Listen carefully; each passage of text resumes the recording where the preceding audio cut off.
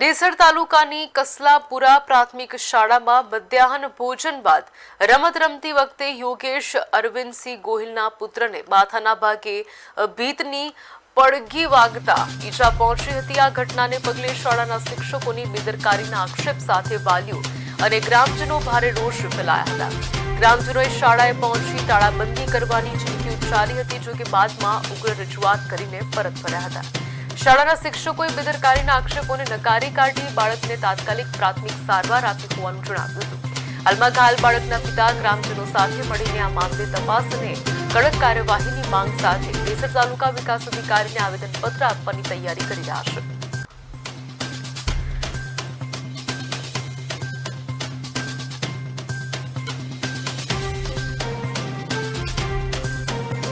બરાબર છે।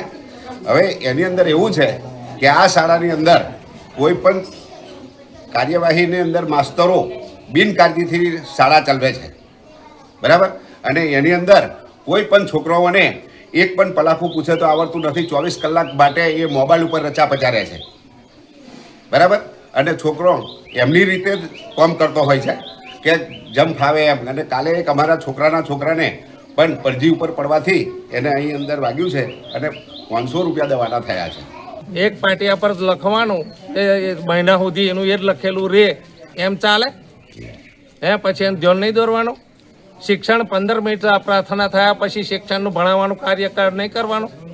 તો અમારે તો આખી 1939 વખતની આખી પેઢી ખલાસ થઈ ગઈ અને આ પાછળ પ્રજા છે તે પણ ખલાસ થઈ જશે।